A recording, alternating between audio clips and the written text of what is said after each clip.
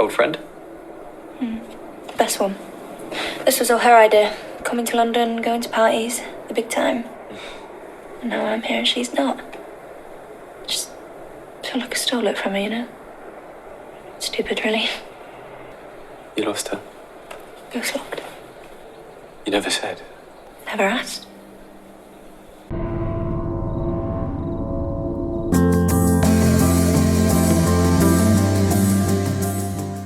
Hello and welcome to Haunting the Narrative. I am Natasha. I'm going to be your host today, and I am joined by the wonderful Meg, who is going to tell us what we're going to be talking about today, because she is so much wiser and smarter and knows everything. that is 100% not true. I called Natasha Lockwood & Co. encyclopedia yesterday. So if anyone that's true about, it's her. But last time we met, we talked about Lockwood. But today we are back to talk about Lucy and to continue our conversation about haunting the narrative. Lucy and Haunting the Narrative is kind of an episode that I've wanted to talk about since we started this podcast. And it's not why the show's called Haunting the Narrative. I did not come up with the name for the show. Who did? Yeah. Do you remember? I think it was Lizzie. Yeah, it's probably Lizzie. She's the smartest. And she's good at puns. Yes. But I've always wanted to talk about Lucy and Haunting the Narrative because this is a topic where obviously entire fandom focuses on Lockwood and how he's haunted by his grief and his past.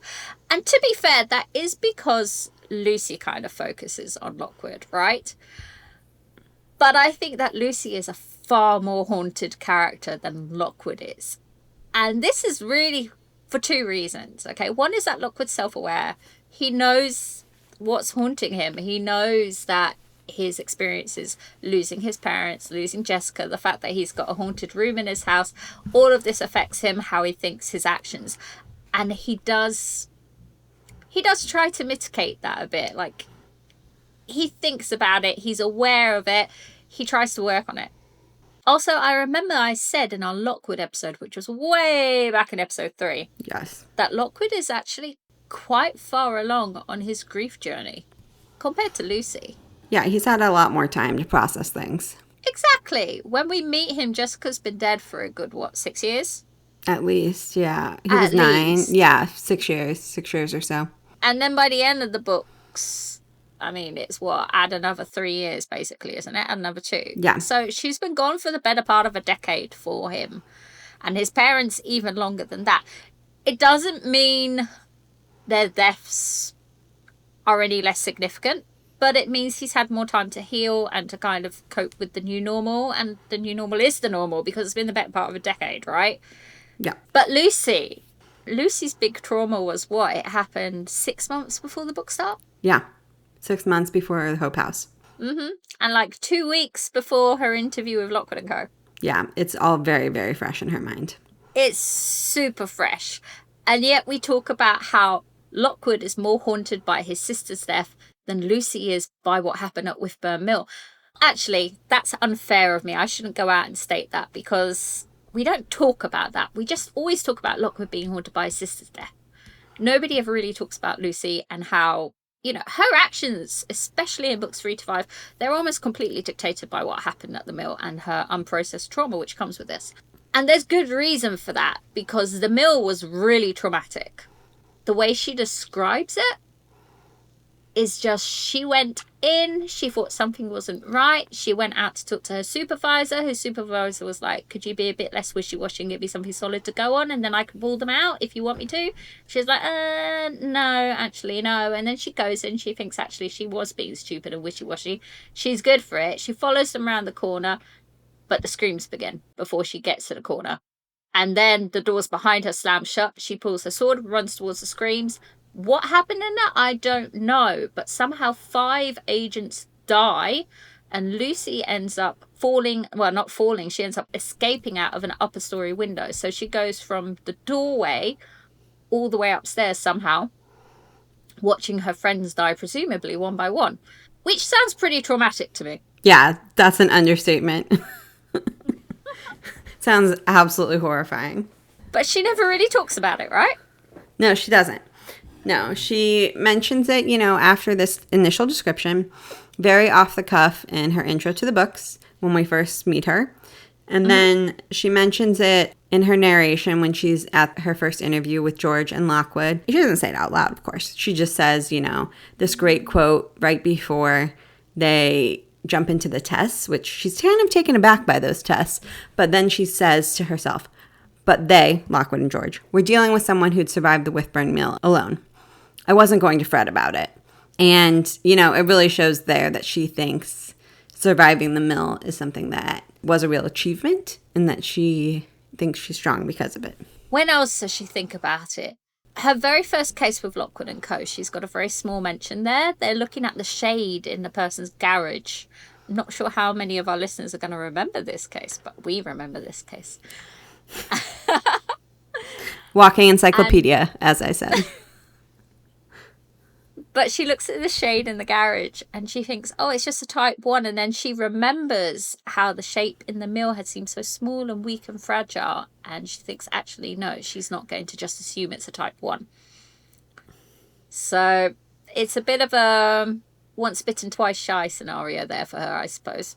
Yes. The next time she thinks about it in the screaming staircase is when she wakes up after Sheen Road. Not just after Sheen Road, but after she finds out about the £60,000 fine. So they all go to bed.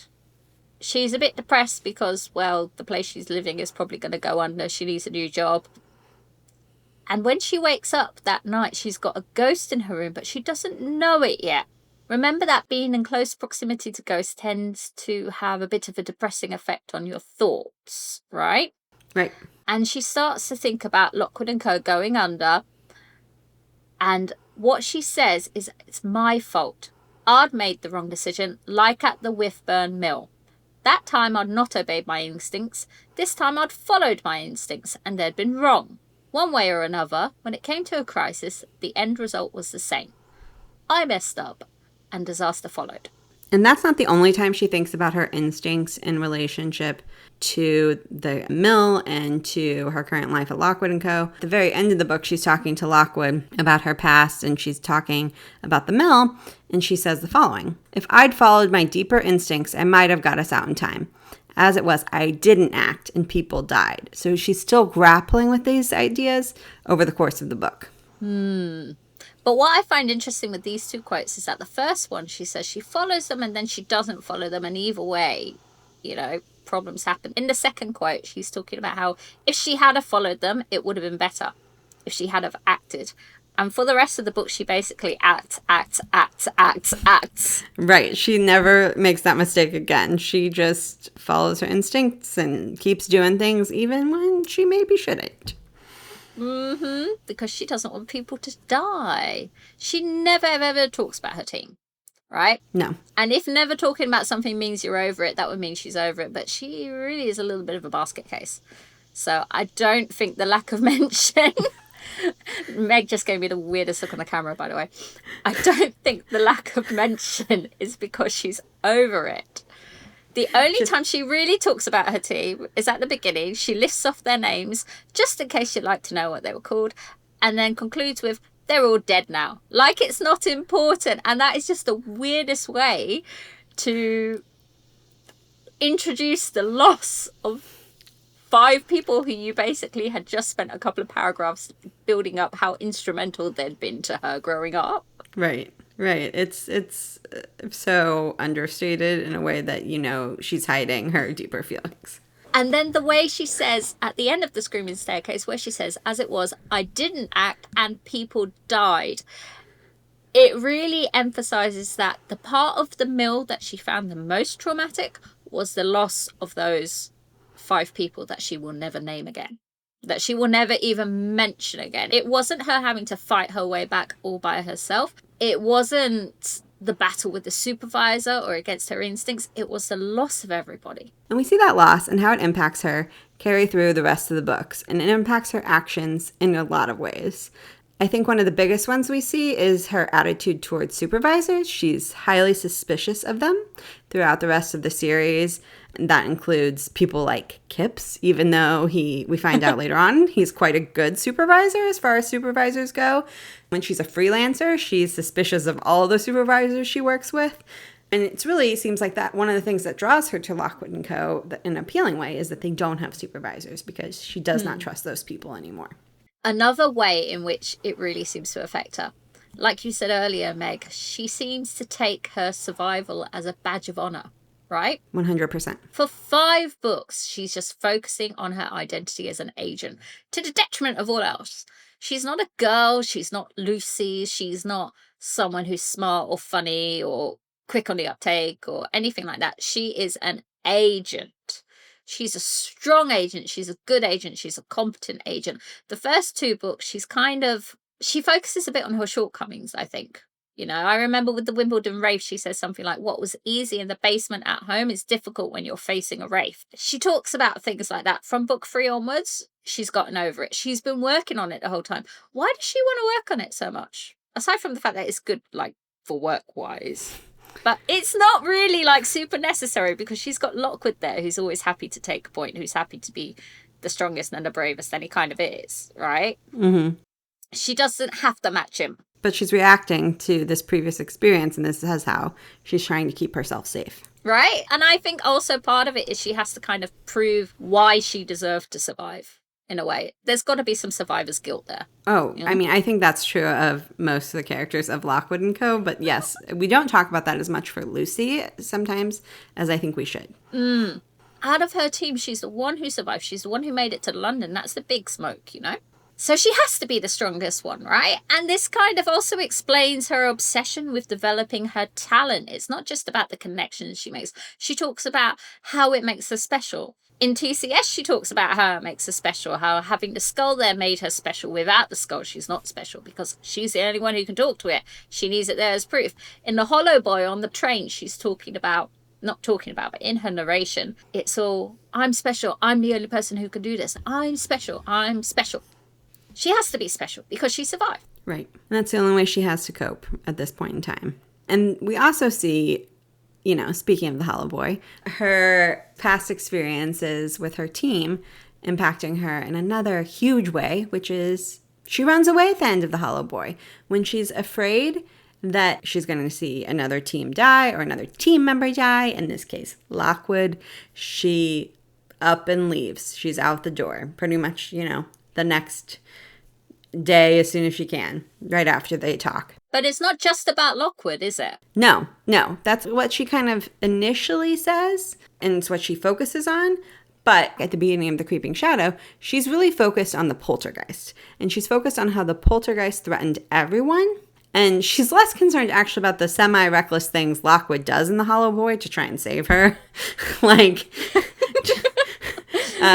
all his crazy, you know, gymnastics at the Winter Garden house and, you know, climbing down into like a dangerous pit in Aikmir's. Like, she's not worried about that stuff, but she's like, oh my God, I caused the poltergeist. That led to everyone being threatened, you know, and to give her some credit, she was suffering from a concussion at the end of The Hollow Boy. So she wasn't in a great place to make some of these decisions. But we see over, you know, even months later, she's still thinking a lot of the same things. And it's hard not to tie that to her previous experience with losing her team. There's another one which I think is very obvious, but I think everybody else is going to disagree with me. So I have brought receipts. I wish you all could see the list of Natasha's receipts right now. But it's okay because you're going to hear them in a second. I have been told to go through these very rapidly so this doesn't turn into a 2-hour episode. Obviously, the biggest obvious one. Wow, I just said obviously twice. Anyway, obviously, the biggest most obvious one is Lucy running away. The second most obvious one, if you are a person who pays attention to actions over words, which if you're not, attempt to be, it will serve you well in life. Sorry, that was unsolicited advice. From your local friendly podcaster, you know, Yep. Just a little advice. But Lucy is so reckless. She is so reckless. I have a list of receipts, okay? I'm going to give you a bit of a disclaimer here. These receipts are in chronological order. I haven't included some things that you might think are reckless because I disagree. I'll explain why at the end, okay? Here, number 1. First reckless thing we see her do is her making the decision to stay at the Hope House. Lockwood throws that to her, which, not great management there, Lockwood. But she decides to stay because she says they need the money. Number 2, at the end of the screaming staircase, before they go to Kincaid Hall, she grabs the necklace out and she tries to talk to Annie Ward. This is a ghost who's tried to kill her twice. 3rd time's a charm, right? Well, Annie Ward isn't too pleased. So, I mean, from Annie's point of view, maybe. But she's all alone in the house. She puts some chains down. Okay, she locks them together with a bicycle lock, which I think is hilarious. So she does have some protections out. But again, she's attempted to talk to a ghost. She's never talked to a bloody ghost before. This is a ghost who's killed her twice. There's nobody there to back her up if anything goes wrong. This is pretty reckless of her, okay? But people don't really count it because it pans out. It panning out means she got lucky. It doesn't mean she wasn't reckless. Yes. Next book, The Whispering Skull. Number 3, by the way. Okay, I have the numbers here so I can count today. She says at the beginning in her little introductions, and I did not bold this so we didn't pull the damn quote. Sorry. It's okay. No. But when she's talking about, oh, George is the one who does the books, Lockwood's the leader, blah, blah, blah. She also says, George is the one who pulls me and Lockwood back when we go leaping in without thinking. Because they do get too excited and they'll chase up or whatever. Okay? It's not an exact example, but I think that's probably the only time that Lucy admits to her own recklessness, so it counts in here. Okay. Number 4. Again, the Whispering Skull. She's completely on board with Dr. Wood's auction plan. Completely on board with it. She doesn't see a single problem. There's not a single, hesitant thought in her narration. There is zero doubt. You could say this is because she trusts Lockwood, but the plan is nuts. Okay? Just breaking into black market auctions is not part of their remit as agents. This is not something they are trained to do. Okay? Listen, Lockwood has gone and covered every single base that he can. But there should have been some disagreement with having to do this. Should have, but But she's 100% on board. 100%. It's not even look, I feel confident that we've covered all our bases, but this is still something new that I've never done before. No. The only thing she's worried about is having to climb up the wall because she doesn't like heights. Okay, that's it. The least insane part of this plan. Right. And you never thought that this plan was insane until I just pointed it out, did you? Well, I mean, I did because I've talked to you, but who knows about our listeners? Let us know. Okay. Number 5, the Hollow Boy, the Veiled Lady Ghost. She's trying to talk to her. She's outside of the protection. She doesn't have a sword out, or if she does, she's not using it. Lockwood's witness to this and not very pleased about it. Number 6, Lockwood is not witness to this, and I like to think that he finds out about this by reading the book post canon after she writes them and gets rather angry. The Armchair Money Ghost. Yes. This one is super reckless. She's got the family behind her, a couple of rooms away. Children are in the house. She doesn't put chains across the door. She says, what does she say? The Fitz manual says you need to put a circle of chains around the armchair. You would have to set up lavender crosses. The lavender crosses are the secondary defense. You would also need snuff lights and have your rapier and all of this, okay? And she does none of it. She doesn't even unsheath her rapier. I think she slightly loosens it. And yes, I am saying this all from memory. Encyclopedia. I'm telling you all. This is why she does this podcast. I actually haven't read the books that many times. I've read them 3 times, maybe. Especially The Hollow Boy is a hard read. It just sticks in my brain, okay? She does none of that. This is super reckless. I know we've actually talked about this a few times because this is a very reckless thing. Again, it's successful, so nobody really calls her out on it. Number 7, she gets snarky with Holly at Winter Garden. Also the Hollow Boy. There's a few Hollow Boy ones, really. Half of this list is the Hollow Boy. Yeah. But I would count her being snarky with Holly. Oh, we could do with a cup of tea, thanks. Why don't you go do this? Go put the kettle on, so you're not a real agent. She knows that is not how you're supposed to act in the field. She knows that especially when you're facing down a very dangerous haunting, which they knew the bloody footprints were a very dangerous haunting. She knows that you shouldn't be stirring up emotions like that, and yet she does it. So I put that on this list. Number 8, the obvious one at the Winter Garden, how she tries to talk to the poor little changer who just wants to suck her blood. By this point, you might be thinking, gosh, Natasha's been talking for a long time. I have more. We're only about halfway through. Number 9, again, the Hollow Boy. She stands up to Lockwood and demands that they go to Akemere's, despite their team being too small. Lockwood's plan originally was to get a large team from Barnes. He wanted agents from all sorts of agencies. I think he wanted 10 or 20. It was something like that. It's a huge space, so it makes sense. It's 10 or 20 agents plus his 4 that he wanted. And he ends up with just his 4. Okay, they definitely can't go just his 4. Kip says, I'll give you my 3. That's 7. Altogether, that's 7. That's much less than 14, much less than 24. And Lucy stands up and says, no, we got to go. Yep. Number 10. Again, the Hollow Boy. This one, Meg wasn't quite sure what I was thinking about, because all I've got written down here is wandering off to meet the ghosts on their Akemere's. What I mean is when she wakes up, okay, we'll give her a little bit of grace because she's concussed. But she wakes up in the darkness, all alone, no hope of rescue. She does have some iron at her belt, doesn't she? I think she's got a little bit of iron. She's got candles. She's got 2 flares. Yeah. She could set up some kind of defense down there. She doesn't. She hears that voice. The quote is, Lucy. Out of the darkness, somewhere straight ahead. That voice! I cursed under my breath. It figured, well, I might as well finish everything at once. All right, I said, keep your hair on. I'm coming. It's not a normal reaction. No. That is like knowing, okay, I'm going to die. I might as well just die quicker. I'll walk towards it. Yeah. It's wild. It's really wild when you take it out of context, especially. Number 11. Yes, there is more. I told you we were only halfway through. Now we're on to the next book at least, The Creeping Shadow. The whole freelancing gig is so reckless. It's not just because consultants tend to have short lifespans, which she says. Okay, that is its whole other kind of recklessness. But do you remember in The Hollow Boy at the carnival when, what's his name, Leopold Winkman, you know, a little 10-year-old dressed up like a big pimp. What's it? I don't know the word. I want to say stab, but there's no knife. He like pokes them. Nudges. He, well, like, I pokes mean, he completely wins her by like bashing her in the stomach with his with the tip of his cane, doesn't he? Yeah. The head of his cane, not the tip.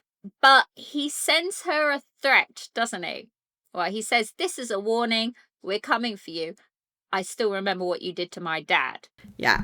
Okay? He is not happy with her. And Lucy goes freelancing, and she mentions that the worst part of freelancing is when she's walking home on the lonely streets of London after a case. She walks home all alone, knowing that the biggest crime family in the city has it out for her.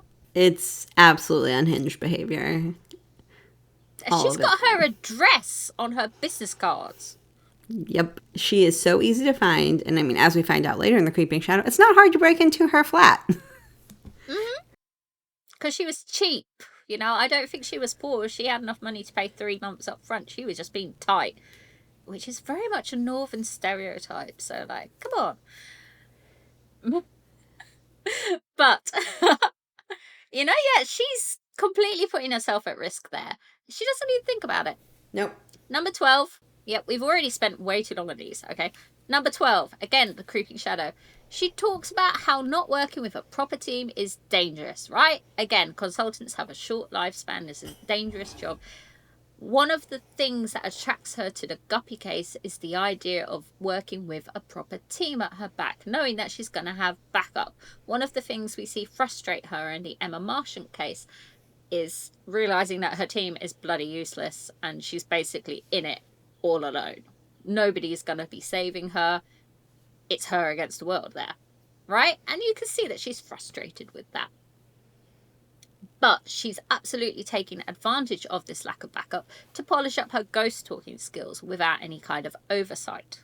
And, you know, that's pretty reckless. Yeah. Understatement of the century. Understatement of the century, you know, like when she tries to talk to Emma Martian, Emma Martian's like, why are you bothering? She's an evil witch. It's stupid to do. And Lucy admits in her narration that it doesn't always work. It's about 50-50. Either it's going to be fine or the ghost is going to attack you. But remember that to talk to ghosts, she has to put down most of her defenses. So the ghost is going to attack you. She has nobody backing her up. She has no defenses at the ready.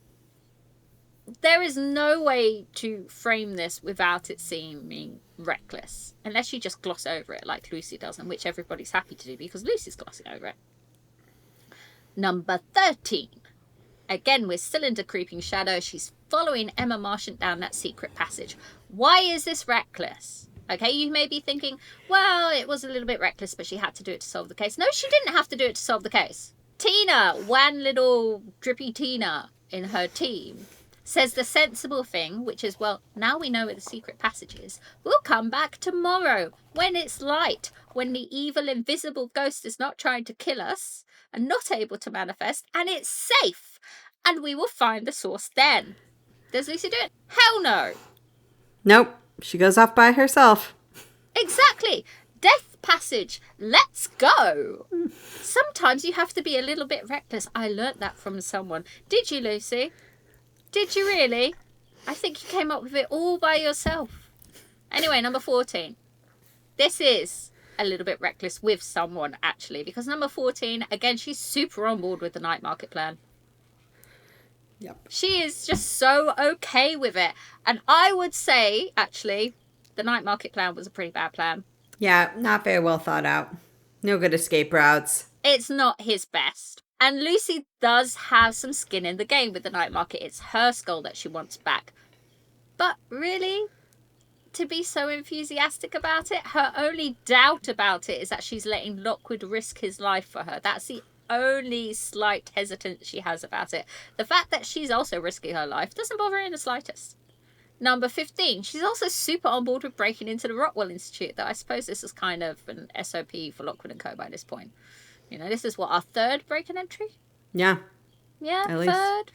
Yeah, if we do auction, night market, does bigger stuff count? I don't think bigger stuff really counts. No, bigger stuff doesn't count. It's abandoned. Yeah. Anyway, but yeah, she's totally on board with it. Again, no hesitation. She's okay with it. Kipps is the same one, who says, are we sure we actually want to do this? Because there could be very large ramifications. And Lucy's just like, okay, Lockwood says we're going. Remember that this is on the heels of her having freelanced for 4 months. She's no longer completely worshipping the ground that Lockwood walks on. She's not 100% trusting him to do everything for her. She just thinks it's a good idea. Number 16. Again, the Creeping Shadow. Lockwood says, okay, you guys stay here and I'm going to go check it out. Because Lockwood is being reckless here. This is a point when he's being reckless. Kipps calls him out on it. He says, actually, I don't think I'm going to get my entire team killed or arrested. I'll go by myself. You guys go get the authorities. And Lucy goes, sounds too safe for me. I'm going to go follow him. She's not really saving him or helping him, okay? She's just off to follow him. Number 17. Yes, there is more. Okay?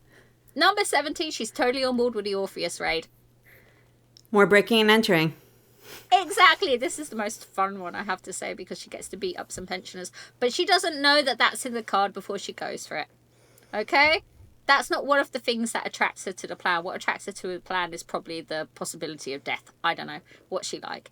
Number 18. This is my last and final one, and it's the end of the empty grave when she goes up to face Marissa alone. She is somewhat trapped in the hall, but she's not entirely trapped. She can leave the hall. She can go somewhere else. Fitz's house definitely has some back doors somewhere. But she leaves the hall and goes, right, I'm going to go face the big bad. Let's see if I can get away with it alone. It's pretty reckless. It pans out. And she frames it like a hero moment. She's done it so that Lockwood doesn't do it. Lockwood wasn't planning on doing it, okay? He got Kipps out of the hall. He was ready to leave and then realised that Lucy wasn't there. So he had to come back for her. Okay, this is all Lucy. This is 100% just Lucy going off on her own again. Going rogue. Things I'm not including, which you might include because you're wrong, are things like throwing the flare at Sheen Road, or going into the catacombs in the Whispering Skull, or the whole leap from the trapeze in the Empty Grave, because these are actions that are more born from panic or were a strategic choice to save someone. Was it a reckless action? Yes, but she wasn't doing it for the sake of the reckless action, okay?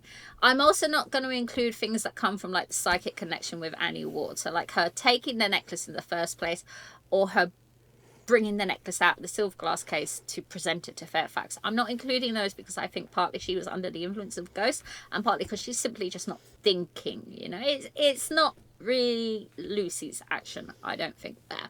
No, I don't think we can say that she is 100%. She has 100% agency in those situations. That makes sense to me. But I think number 17, the Orpheus raid, for those of you who weren't keeping up with Natasha's numbers, is really interesting, because it's one of my favorite scenes in the entire book, because I love a heist. But the Orpheus raid is just so reckless. And not only is Lucy on board, everyone's on board. Like Kipps is on board, Holly's on board. They're supposed to be the responsible ones. But they're doing it because they are so upset about George. And they are just outraged about him being attacked. But it's out of character for them. It is not out of character for Lucy, which really makes you wonder, why is she acting this way all the time? Is she doing it because she's upset about something? You know, maybe is she haunted by something? What's going on there? Exactly.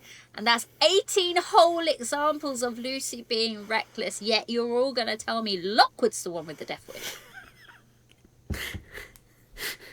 This is, I feel like, Nat's Roman Empire. It really is, I have to say. But I think the one key distinction we want to make here is that we're talking about the books. And Show Lockwood is a bit different. Show Lockwood... He's a basket case. He does seem to really have a death wish. He's not as strategic. He's not thinking through his plans. Like, the auction in the show is completely different than the auction in the books. He's really not planning that out well. So that is an exception. But I think what the show does really well that is different than the books is it shows Lucy's trauma. So a lot of this is illustrated through her relationship with Nori, who we only get her name in the books, as we mentioned. We don't see anything of Lucy's relationship with her, as well as Lucy coming right out and saying that she's suicidal. It shows a very different version of the mill, but we still see how traumatizing it was for Lucy and how much it impacted her. And I think that is one of my personal favorite things about the adaptation from the show, is that we really get to see the impact of this trauma on Lucy very obviously. That is something that I think the show did really, really well. That really added to the world of the books. I don't mean to say that like I think it's the only thing the show did really well, but in this context, yeah. No, we have a whole episode where we talk about many of the things we think the show did well. So let's get back to the books though. Lockwood. Okay, you're going to tell me that Lockwood is reckless. The show's going to tell me that Lockwood is reckless. Lucy tells me that Lockwood is reckless. Let's pull the receipts for Lockwood. And I'm going to make Natasha go through them faster this time. Okay. Number 1, the screaming staircase. What does he do that's reckless? He gives Lucy the call to make. Are we retreating or are we going to stay without the chains?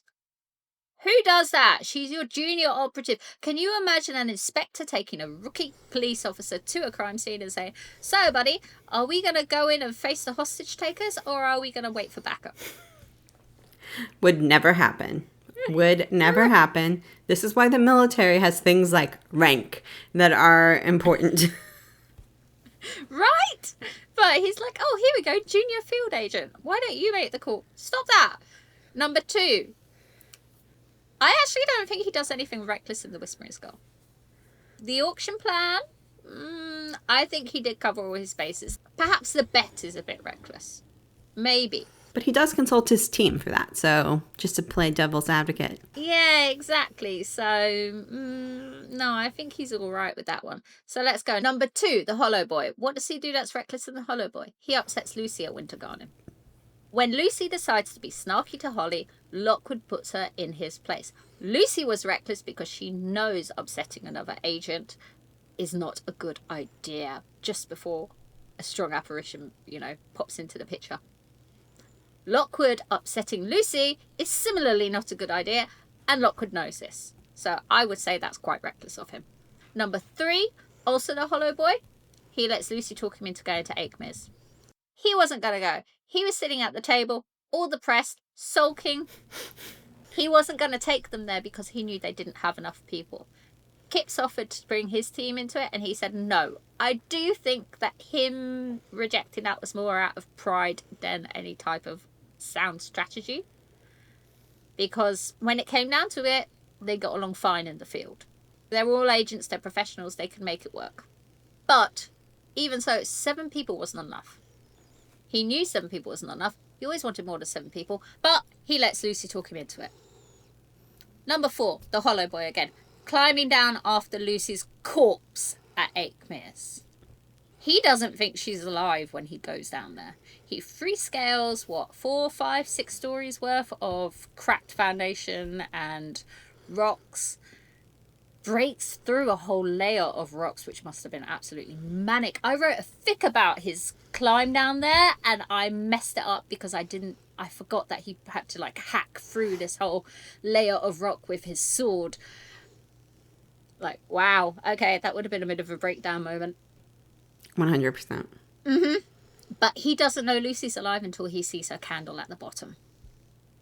And I mean, when you hear about what happens, Lucy gets thrown up. She smashes against the wall. Her head cracks against the wall, maybe 1 or 2 stories up, because it's one of those giant multi-story halls, right? And then she gets dropped into the hole. So Lucy wakes up and she remembers Lockwood being ripped up. That's all that she remembers, right? That's the last thing she really remembers. And she assumes that he's dead. There is no way that Lockwood didn't see what happened to Lucy and think she was dead. Yet he goes climbing down after her into the most ghost-infested pit in London as well, by the way. That is reckless. That is emotional. Yeah. It's reckless. It's super reckless. I mean, I understand. No, actually, I don't understand why he did it. I understand why he would want to. I don't understand why he still did it. Good job that he did. Fabulous. We can all say he climbed down to save Lucy because he did end up saving Lucy, but that's not why he climbed down. It's so in The Creeping Shadow, we get to have the quote where he says, "I found Lucy." That's why he did it. So he could give Lucy a whole freaking nightmare, because good God, that image of the fetch Lockwood peeling away on both sides to reveal the real Lockwood, nightmare fuel. Yeah, to say the least. Yeah, I wish we'd seen that on screen. On to The Creeping Shadow. Okay, number 5, the whole night market plan. We talked a little bit about that in Lucy's list, but the whole night market plan. Okay, he's thinking with a little head, perhaps. He's trying to get the girl. But come on, he's had better plans. And the better plan in general would not be to raid the flipping night market that's in an underground station where you have very few choices for egress. The better plan would have been to camp outside there and wait until they try to shift the goods, and then you go and attack the van or whatever they're using, okay? That would be the better plan, especially because you're coming in at the end of the night when everybody else is tired and you're nice and fresh because you had a good sleep. Anyway, number 6, breaking into the Rockwell Institute. He's doing it mostly for curiosity, isn't he? Yeah, he is like a kid in a candy shop. He wants to know. Yeah. And he doesn't think about the ramifications of, going toe-to-toe with one of the most powerful men in the country. Who has already threatened him. Mm-hmm. It's more that kind of his pride is wounded, so he's off there. Which would be understandable, except this is Anthony Lockwood. And he thinks about everything.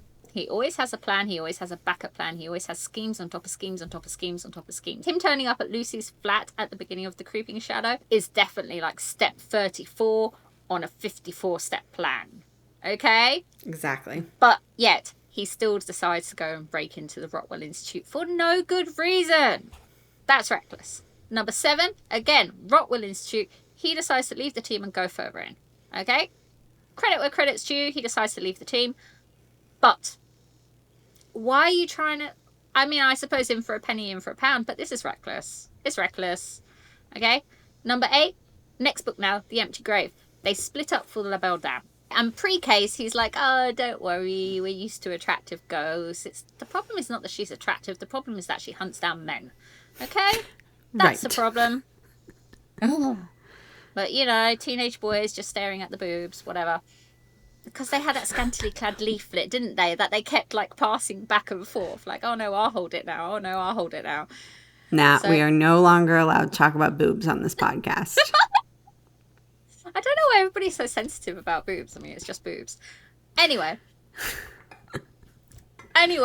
splitting up. Once I read that they had split up, I remember thinking, what the hell? Yeah. Like, why are you so stupid with this one? It's so stupid. It's like, did they all want alone time with the ghost or something? I don't think so.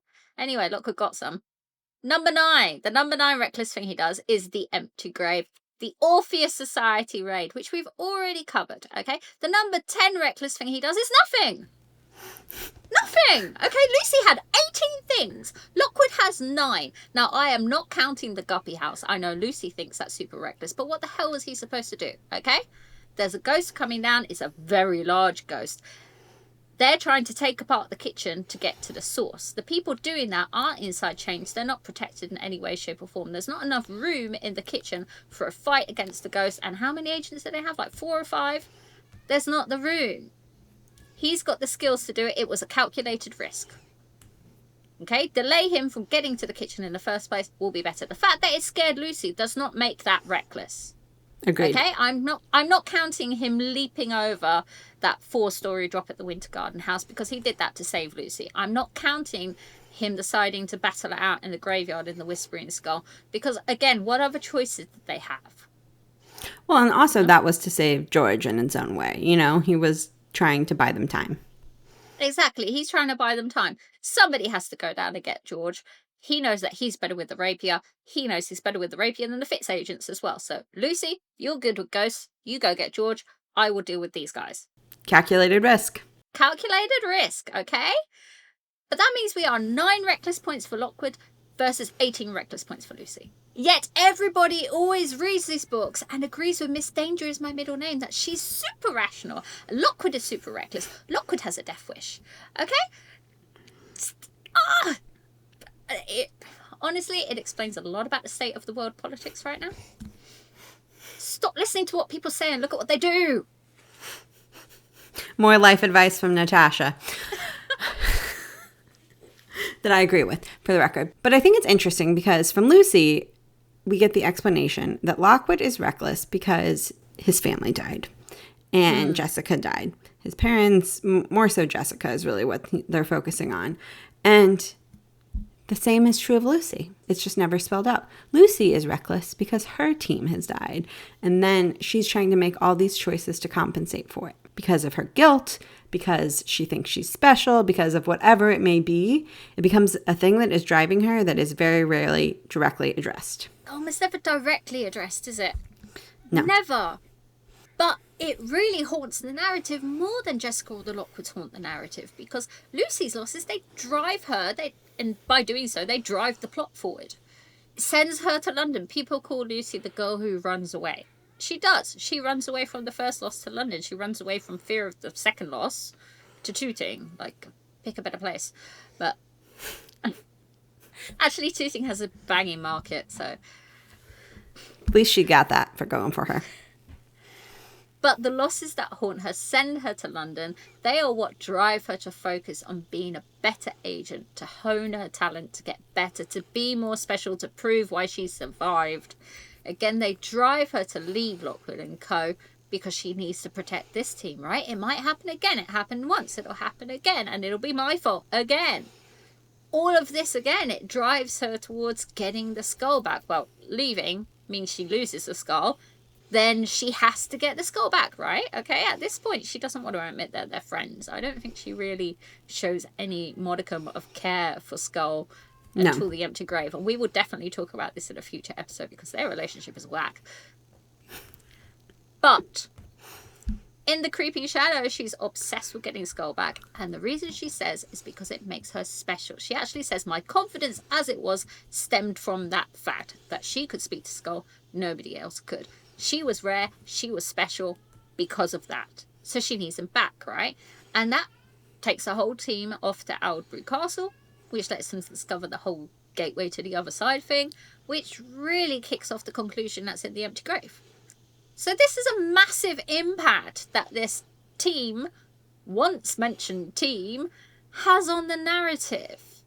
They're mentioned once in 5 books. How long is each book? 100,000 odd words? 500,000 odd words. They're mentioned once. But look at the impact they have. Right. No, it's wild that Lucy never mentions them again. But I think it's such an interesting narrative choice on the part of Stroud. We've talked a lot about what a great subtle writer he is on this podcast. I think for, speaking for the four of us, that's one of our favorite things about his writing. And that's something we all really enjoy and why we think these books have been so fun to dig into. But this is a fantastic example of it because he's never hitting you over the head with how important Lucy's previous team was to her. But once, you start a podcast, you make, 19 or so episodes of it, you really start to see it everywhere, which makes the story more interesting and fleshed out. On the topic of subtlety in Stroud's writing, her team's not the only absent people haunting Lucy, are they? There's another group of people who haunt Lucy, not quite as much, but significantly. And that is, of course, Lucy's family, which is a great example of kind of what we talked about in the previous episode, where people can haunt the narrative that are still alive. And Lucy's family is the key example of that. We've talked about Lucy's family a little bit before, but that was in our first episode ever of this podcast. So I'm going to quickly recap what we learn in canon about Lucy's family. So this is, again, book canon, not show. So Lucy is the youngest of 7 sisters. Her father dies when she's 6, and she says that, he wasn't a particularly great father to begin with. She doesn't remember if he ever called her by her name. I know, and she said, I've just reread this part earlier, that her only emotion she remembers feeling when she learned that he died was fear that maybe they wouldn't be completely rid of him. Like, he is not a positive presence in her life. After her father dies, she talks about how her mother works 6 days a week from dawn to dusk. She washes sheets at 2 local hotels, handles the laundry. And before she becomes an agent, Lucy talks about how her family all works together to handle all the chores and things in the house. Her job when she's young is to place all the lavender candles on the windowsills and to check the hanging chimes around the house, which I think I love those images of the candles on the windowsills and the chimes. I love those 2 things because basically her mother's absent, but she's spending a lot of time working together with her sisters, right? When she's young. Yes. Yeah. They're taking care of the house because her mom is out working. But then, as soon as she can, basically, Lucy's mom signs Lucy up to be an agent. And then she's working 4 nights a week and probably sleeping during the day. And she doesn't spend as much of her free time with her family. She probably spends most of her free time with her team. So we can infer that she's not around as much. She's not around to do this household labor that she might have done. And the other thing we learn is that by the time of the Hollow Boy, all her sisters have left the house but Mary. Mary, who's her favorite sister, and is the only named sister we get of these 6 sisters that she has. So there is, not a lot there really about her family, even though they were this huge part of her life. Personality-wise, I think we know more about Jessica and the Lockwoods. Yeah, I think we really do. Like, Lucy's family is kind of a blank slate. And isn't that weird? Like, she mentions them so rarely that you almost forget she has a family. You get the impression she's all alone in a world like Lockwood. She has nowhere to go home to. It's just her. Skull was surprised to find out she had sisters in the empty grave, and he'd been living with her for 2.5 years. That's insane that she's talking about them so rarely. Yeah, who else does she talk about rarely? We just spent about 40 minutes talking about it. Anyway, but despite mentioning them so rarely, she's obviously in some kind of contact with them. Because she goes home to visit in the Hollow Boy, and she talks about how she sees her sisters, plural, so they came back. This was a planned visit. Okay? It's not a spur of the moment thing. She's obviously in contact with them, letting them know that she's coming home, that she wants to come home, or maybe they want her to come home. they're all getting together. In the empty grave, she says that Mary's the only one who writes to her now. Oh, so sad. But you're missing the implication here that this means that the other 5 sisters did previously. So for 4 books, she's been in contact with her sisters, not mentioned them once. It's also kind of interesting to note that when she's knocked out at Coombe Hall, you know, after they dropped the mega flare down the well, she sees this little vision. And I find it kind of hilarious and a little bit sad because she stares at it grimly until it disappears because she thinks, there is no way heaven is like this. But she's knocked out. It's her near-death experience or whatever, and she sees Lockwood, Annie Ward, and her sisters all smiling at her. She cares about them. I think one thing that we have to take into account when we discuss Lucy and her relationship with her sisters is that she is the youngest of 7, and there's, you know, we never get all the details about the age gap between her and her oldest sister, but she does say that a lot of them were out of the house while she was still relatively young. So that implies that she's probably not having the opportunity to really build relationships with them before she becomes an agent, and then she goes off to London. When we know, you know, at least she's not giving us any details about how she's maintaining those relationships after she goes away to London. And the only time she goes back to visit is, of course, in The Hollow Boy, which you have to wonder if that was a little bit of a turning point because she sounds very insufferable in that visit. Like, She sounds awful. Awful. What was it? They scarcely argued back. What do you mean argue back? Why is there a back there, Lucy? Why are you picking fights? and she's basically like, oh, they were so scared and they're like little backwater ways. And it's like, of course they're scared. There are ghosts roaming around at night that they can't see. And that they haven't been trained to fight like you have. Of course they're scared. They're sane. And you really get the vibe that she thinks she's a lot better than everyone else. And she, you know, says it. And I will say, you know, I'll give her a little bit of sympathy for this reaction. A, she's young. She's a 15-year-old. And I think it is hard. And just, you know, on a personal note, I grew up in a very small town. I've lived in big cities ever since. And since I went away to college. I grew up in a small town, and I've lived in big cities ever since I went away to college. But sometimes there can be a real gap in your life experience if you're somebody who lives in a city versus someone who lives in a small town, and that can be hard to overcome when they're with people you weren't close with to begin with. If you're already close and you already have a good relationship, of course that's different. And it's also harder to keep in touch. I think it's easy for us to forget in our world that's so hyper-connected that Lucy's, you know, not making podcasts with people who live multiple time zones away. She doesn't have a cell phone. She can't text. She can't, even to make a long-distance phone call was probably hugely expensive. So it's not something that she's doing often. She has letters. And you can't, it's hard to maintain the kind of close relationships that we are really privileged now to be able to do because of technology. She does not have those resources. Especially because, well, Lockwood and Co. is set in the 2000s, but I think it's kind of like the 70s or 80s in terms of technology, isn't it? And by that time, we'd really kind of lost the culture of sending short letters all the time. You know, if you look back in Regency era, Victorian era, people were like constantly sending letters back and forth. The post was quick. People would always be using it. By the 80s, 90s, I think people were a bit too busy and weren't doing it, even though we still didn't have cell phones or anything yet. Right. And Lucy's probably been never coached to do that. She's never had a reason to do that up until the time she goes to London. Yeah, that's probably true. So it's hard to see why she would have made a habit of it. And it's not like her family visits, do they? Yeah, they never visit her. She's there for like 2.5 years. They don't visit once. This didn't actually jump out at me when I read the books because I have lived overseas from my parents for a long time. How many times do you think they visited me?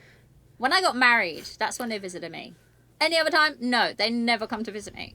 But I did see all the other like expats or immigrants or all the other exchange students or international students. Yes, I've been every one of those 4 things. Well, I haven't been an expat, actually. I've never been on an expat package. But, you know, I've seen all of them, and I've seen their parents come and visit them. Yep. So it seems to be a fairly normal thing for parents to do. Mine are just weird. And Lucy's are apparently very weird in the same way. They just don't come down. And we talk a bit in our last episode about one of how the lasting issues that abandoned children face is that they keep people at a distance. Obviously, I'm not an abandoned child because I don't do this, despite the similarity with the visits, okay? Don't project. Okay? But this is something that Lucy actually really does, right? We were talking about how Lockwood does it. There's a million examples of Lockwood doing it because Lucy's a bit obsessed with it. Because she's one of the people being kept at a distance and she doesn't like that because she fancies them. But Lucy really does this. And she justifies it to herself so many ways that you kind of don't notice it. But the only person in 5 books that she warms up to immediately, or I'm going to say with any kind of brevity, is Lockwood. Now, you could say it's because he's handsome, or you could say it's because he's signing her paychecks. It's a bit hard to be a cow to someone who you need to pay you, you know? But George, Holly, Kip, Skull, she takes months to years to warm up to them, okay? Skull takes forever before she kind of has some modicum of, oh, actually, I care about him, right? Well, she also has to get over the fact that he's a ghost in a jar who's frequently encouraging her to kill people. So, Yeah. there's that. Something that's kind of interesting out of this little lineup, okay? George, Holly, Kip, Skull. Who does she warm up to quickest? Holly. This is the one that we all focus on. Oh, she doesn't like other girls. Oh, no, it's so terrible. Lucy's... Well, she warms up to the girl the quickest. In The Whispering Skull, she says she's not very good at making friends with girls, right? But she grew up with 6 sisters. She had 4 girls on her team. There is no way she doesn't know how girl relationships work. And she demonstrates that she knows how girl relationships work. Because when Holly is being super passive-aggressive in Hollow Boy, Lucy's all over it. She knows. She reads the room. She knows exactly what's going on. She can see every little line of subtext as if it's spelt in all caps. Okay, while the boys are just being boys. But Lucy has become very invested in being the one girl. So invested that it takes her like 5 months to warm up to Holly. Again, that's quickest. What was it with George? Like 6? No, wait. George was about Longer 12, than that. wasn't it?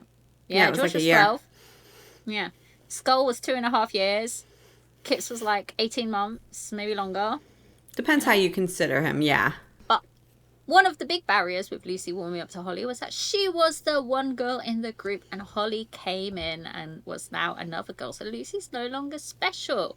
And being the one girl was probably really, I want to say really important, but I don't think Lucy actually recognised it. You can see it in The Whispering Skull, though. She talks about how she's got her boys well trained. Her boys know to listen to her. She holds up her hand and her boys do what she tells them to, right? And this is probably something that she's found really cool because she spent her whole life being the youngest of so many girls, okay? She had 6 sisters, 4 teammates who were all women, okay? So no trail was left unblazed. There was no achievement that she could have achieved where she was the first out of all of that, right? But being the only girl at Lockwood & Co. automatically makes her special. So I'm not really surprised that she wrapped herself up in that feeling so tightly that when Holly turned up, she was like, no. No, and I mean, I think it speaks to probably the fact that for most of Lucy's life up to this point, she's just been, oh, it's another Carlisle girl, or it's another girl who works on this team. But it's the first time in her life she's probably felt special and valued in the way that she is. Even, you know, though her relationship with George might be bumpy, it's clear that she's valued. It's clear that she's an important member of the team. There's something unique. There's something special about her. And as a teenager, particularly an insecure teenager, that is huge. And we really see that in general, it seems like her family has really affected her image of herself and her confidence. The famous quote about Lucy and her appearance is that Lucy's mother once said to her, "Pretty isn't your profession," which is just, ugh. It's, Yeah. it makes you cringe every time. But it's interesting because Lucy takes that and then she becomes hyper aware of the way other people look. And she really zeroes in on that in the other girls that she meets, and she focuses on their looks, and she talks about it incessantly in the books. And with girls, it's almost always got an element of comparison, doesn't it? Almost Huge always. amounts. Doesn't matter who the girl is, almost always has an element of comparison. And we see this in her description of the first time we meet Kat, who Lucy describes as, she was a listener like me. There's that comparison we were talking about. But that was about all we had in common. She was blonde, slim, and pouty, which would have given me 3 good reasons to dislike her, even if she'd been a sweet lass who spent her free time attending poorly hedgehogs.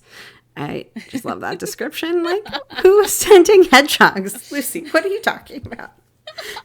Maybe one of her sisters had like a hedgehog rehabilitation thing in the back garden. I don't know. But the other thing she says about Kat in the same scene is that she says Kat is good looking, and she says her uniform is always spotless. And what do we know about Lucy? The way she dresses, definitely not spotless. Yep, tatty skirt. What is it? Tatty t-shirt, skirt with holes in it. Leggings with holes in it, usually ripped. So she's, you know. Which she wears as like a badge of honor almost, isn't it? Yeah. This is proof that I'm an Asian. But that doesn't stop her feeling insecure about it. Another place that Lucy mentions the way that other women look in the series is pretty much every time she talks about Penelope/Marissa, she always mentions how they look. Either they look well, usually that Penelope is very well put together and dressed well, glossy hair, fancy dress, nice jewelry, dun dun dun. There's always something. And then, of course, the number one example of Lucy doing this with other women throughout the series is Holly. And we could cite a million of examples of the way that Lucy talks about the way Holly looks, but we have already cited enough examples this episode, so I trust you remember them. And, you know, Lucy is not always, you know, critiquing the way other women look and comparing herself to it. We really see that her own self-esteem is also not good. Yeah, the first time we see this is actually in the Screaming Staircase when she describes herself for the audience, for the listeners. I was going to say for the listeners, that's not right, for the readers. She describes herself for her readers, and these are the exact words she uses. She says, I was growing into a tall girl, strong features, thicker set than I'd have liked, with large eyes, heavy eyebrows, an overlong nose, and sulky lips. I wasn't pretty, but as my mother once said, prettiness wasn't my profession. We're not going to get into which professions require prettiness. But I do want to point out, she's saying like an overlong nose. And then she spends like 5 more books opining about Lockwood's long, straight nose. You know, sulky lips. Do you know how much women pay on lipsticks and plumpers and all lip different filler kinds of cosmetics? Exactly, to get sulky, pouty lips. And like large eyes, heavy eyebrows. Lucy, you sound pretty. Yeah, she sounds really pretty. She sounds nice. Exactly. Also, she's a teenager. Everyone's a little bit awkward as a teenager. It's just how it works. Yeah, and she's like 14, 15 here. She's really young. I mean, I've already told my kids 14, 15 is everybody's ugly duckling phase. Okay? Don't let that ruin your self-esteem if you look in the mirror when you're 14 and go, oh, wow, I look terrible. Everybody looks terrible at 14. It'll work out. Exactly. And she seems to be particularly uncomfortable when she's in situations where she has to wear formal, or at least slightly more formal attire than what she's her, you know, usual ripped leggings and stained clothes. And we see that a couple of times. We see that in the Whispering Skull before the Fitz party. She goes shopping for a dress because she doesn't have anything to wear. And this is how she describes what she looks like in the dress. It made my arms look fat and my feet looked too big, and I wasn't convinced by the way it clung to my stomach. Other than that, it was perfect, which is just... Honestly, I think this is the line that makes 90% of the fandom suspect that Mrs. Stroud had a hand in some of these descriptions, right? Because that is just such a girl line. It is. It's like, oh, my arms, oh, my, you know, it's so perfect. And I mean, the Hollow Boy is also just constant examples of Lucy, you know, comparing herself and being critical of her appearance and doing it in coordination with how she sees other girls. Of course, obviously, Holly. She talks about how Holly looks so great compared to her. There's also a discussion about Holly's shoe size at Winter Garden because her feet are smaller than Lucy's, and you can tell Lucy is so offended by this whole conversation because as we learned in the previous book, she's concerned that her feet are too big. So they're indirectly perhaps calling out one of her insecurities. But she's only like a size, what, 5 or a 6 or something, isn't she? We debated about this once. Yeah, because I was just like, Lucy should have bigger feet for how tall she is.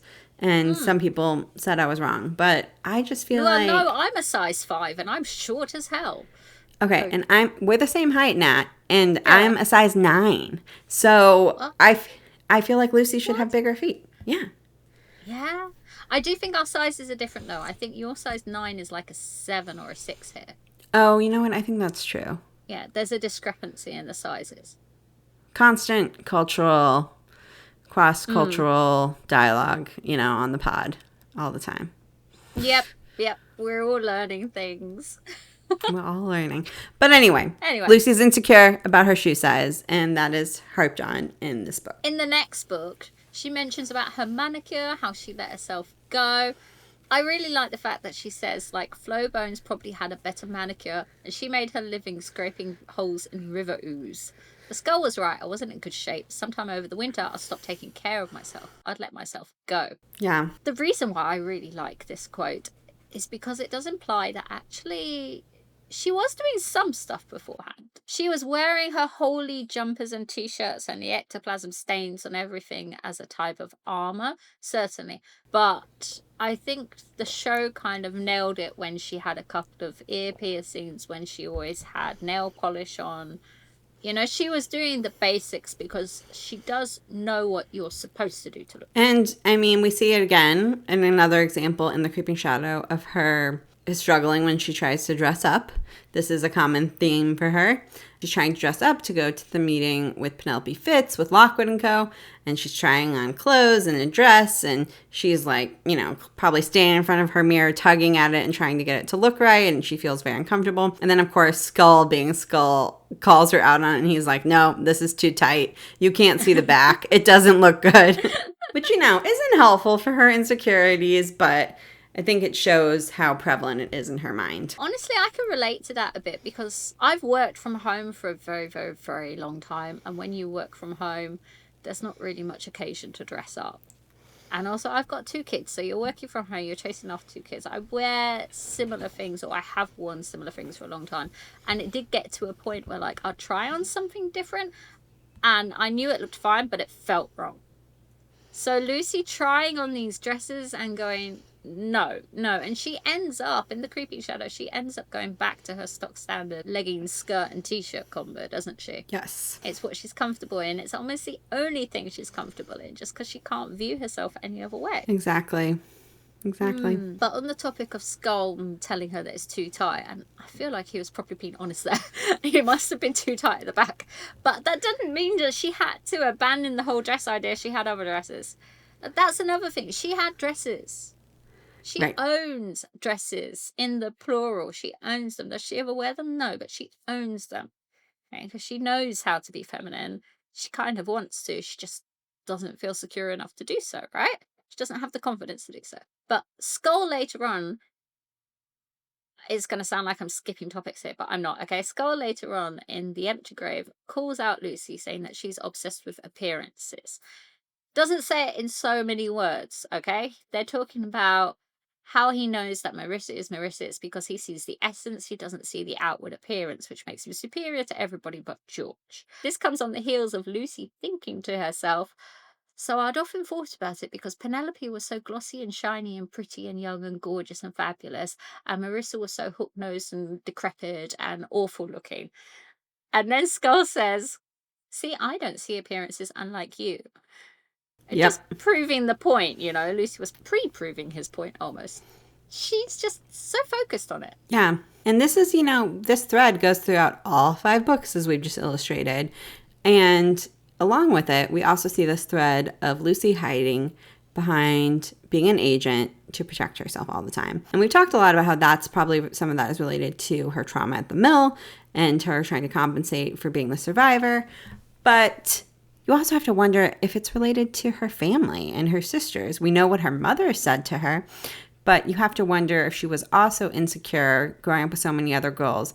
Maybe she looked at them and she thought, oh, they're prettier or they look better than I do. Like, it's clear that she was used to comparing herself to other girls in unhealthy ways by the time she comes to Lockwood & Co.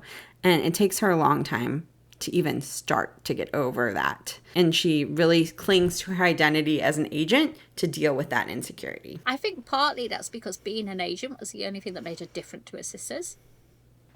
And I just thought that's something that you and I might be overlooking because we are only children.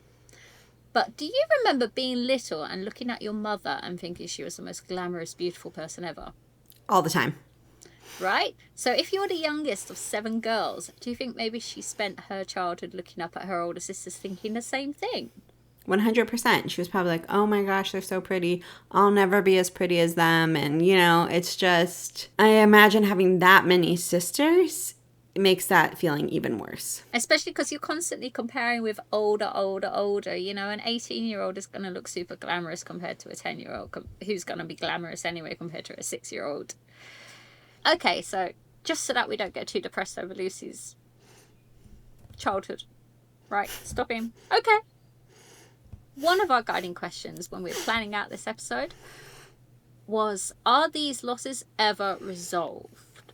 By these losses, I suppose what we mean is more absences in Lucy's case, isn't it? Because her family is alive, she hasn't lost them, they're there. And let's start with her team, because that's the biggest one, that's the first one that we started with this episode, isn't it? And I really think that the loss of the team is not completely resolved for Lucy. It's a little bit resolved. She starts to think about herself in terms other than just, I'm the strongest agent, I'm the survivor, I'm special, She starts to think of herself more about Lucy. We talked about this in the very first episode again, how she ends the books at a place where she's saying, I'm Lucy Carlisle, I look like Lucy Carlisle. And that's the first time she ever looks in a mirror and doesn't say, I look like an agent. It's a huge growth moment for her, really. It's a huge thing. I don't know if it's a growth moment, but it's a moment that showcases the growth that she's done, right? That's true. That's a better way to phrase it. But despite growing so much and overcoming so much, she still hasn't kind of got to the place where Lockwood is, right? We started this episode talking about how Lockwood is a lot further along on, I guess, the healing journey, the grief journey. Do you ever really heal from grief? I think you really learn to live with it, but he's a lot further along on this journey. He's aware that he misses his family, that it's sad. Lucy's not. She's not really at a point where she's going to be thinking about how losing her team has affected her in any way, shape or form. She's not at a point where she's ready to say, I'm actually quite sad that they died. I'm scared of it happening again. She's not there. No, but one thing I do think that is really critical at the end of The Empty Grave is the first time that she really opens the door to thinking that things could be different. So when Lockwood survives and when their entire team survives the battle at Fitz, it is contrary to the narrative that she has in her head for most of the series, which is that my previous team died. I have to be so careful because it could happen to me again and I could be responsible for it. And finally, at the end of The Empty Grave, she sees them all survive, one of the worst things imaginable. They, they defeat the big bad, as, we've talked about. And she finally has this moment where you think, oh, maybe her past doesn't have to keep haunting her. Maybe it doesn't have to keep haunting the narrative. She can open herself up to other possibilities.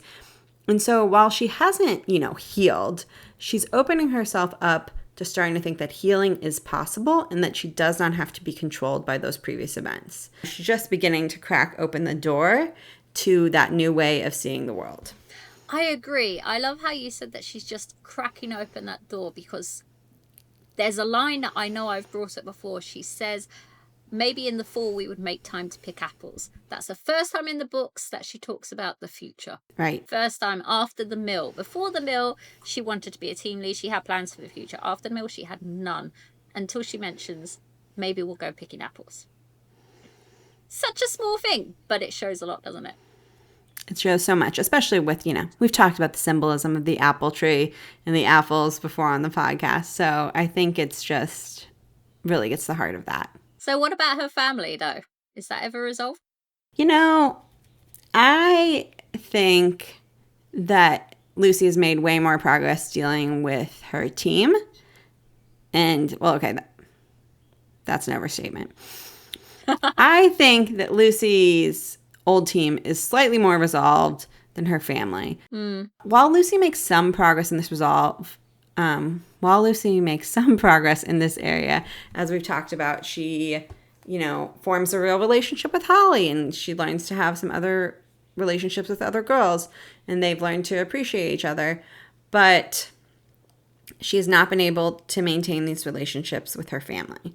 She doesn't form relationships with other girls. It's just Holly. It's just Holly. But I mean, that's still a step in the right direction. But it's just one small step. And, it was a little rough to get there, to say the least. Yeah, there's no other girls for her to form relationships with unless we're going to count Marissa. No. That's, post-canon life for her. Lucy making girlfriends. But she doesn't have these relationships with her family, and they're all still alive, as we've talked about. She still has the opportunity to do this, and there's very little indication, I think, in canon of what might happen.